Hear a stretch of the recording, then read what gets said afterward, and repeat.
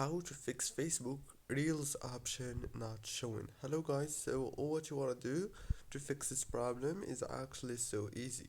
First thing, open the settings on your phone and then go to the apps manager. After that, click on the apps. Now on this page you will find all the apps that you have on your phone. So all what you want to do here now is very simple. Scroll until you find Facebook, and when you find it, click on it like this. Click on force stop and then click on the data usage. Make sure that all those options are enabled like this. And next step is you have to update your Facebook. It's very easy to do.